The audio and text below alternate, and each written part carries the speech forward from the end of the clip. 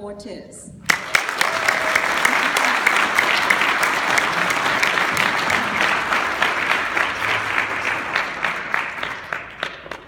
Thank you, Madam Contest Master.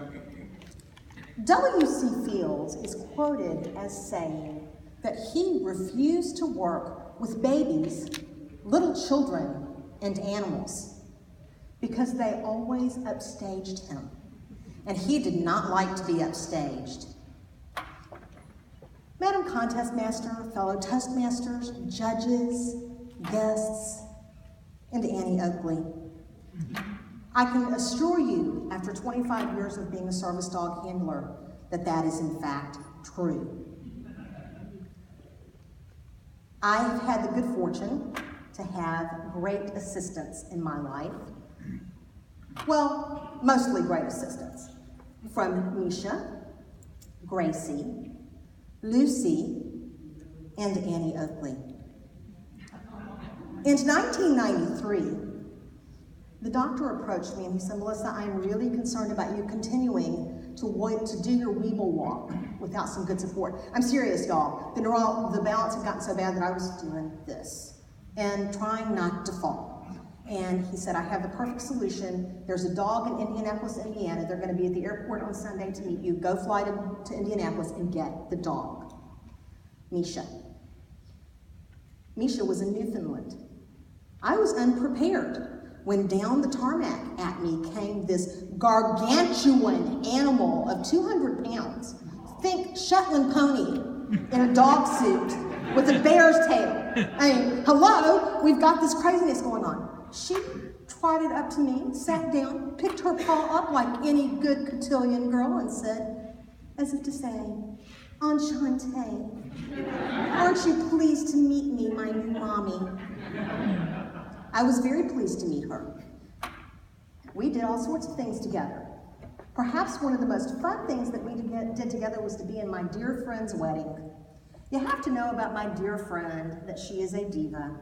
And this was an 8 o'clock high Catholic Mass at the big cathedral in Richmond. And it was a black tie wedding. And I was the maid of honor.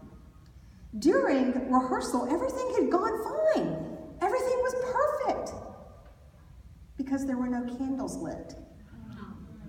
So here we are, and the organ is going, and the windows are rattling, and the priest is there, and the groom is there, and everybody's turning to the back of the church, and I begin to make my way down the aisle. Everything's going fine until we're about 2/3 of the way up, and all 200 pounds of Misha came to a dead standstill. And I do mean dead standstill. She laid down. And I'm leaning over.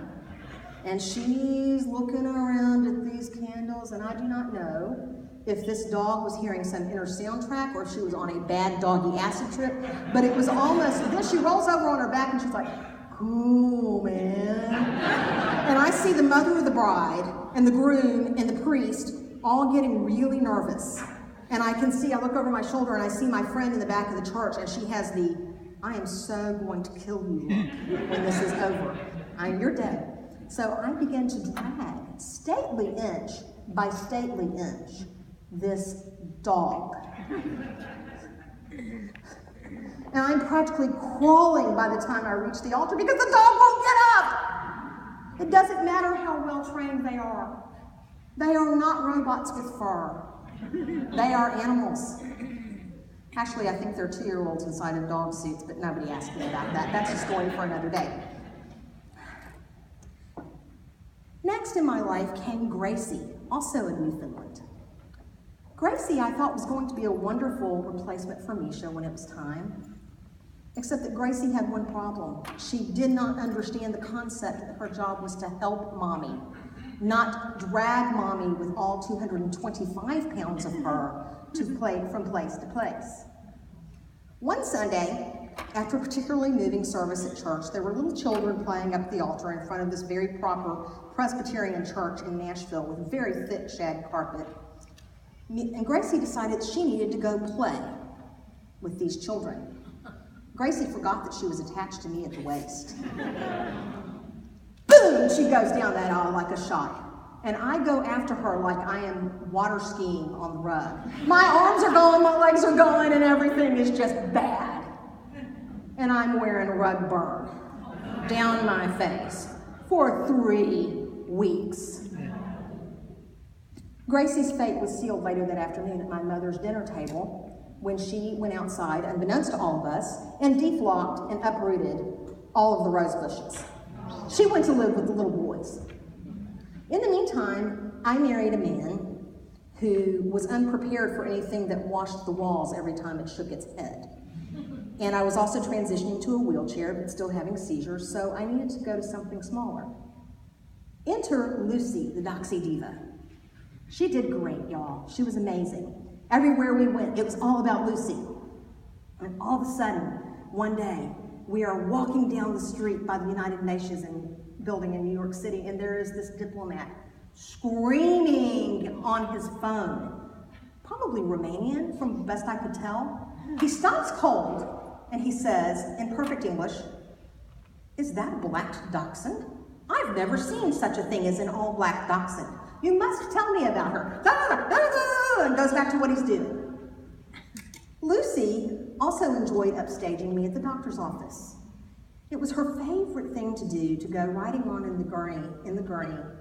One particular day when I was in the emergency room with 47 gallstones and a gangrenous gallbladder and screaming in pain, and she's riding in on the end of the gurney like she's the actress in Titanic at the front of the ship. It's all about Lucy. I have to say, though, that Annie Oakley upstages them all. She has let me know how it is, and that it is a dog's life.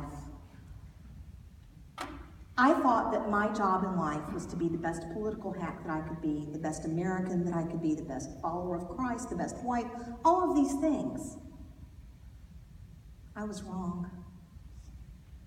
Annie's great because when people aren't paying attention to me, like one particular United States senator, she jumped out of my lap and went and bit his finger so that he would pay attention.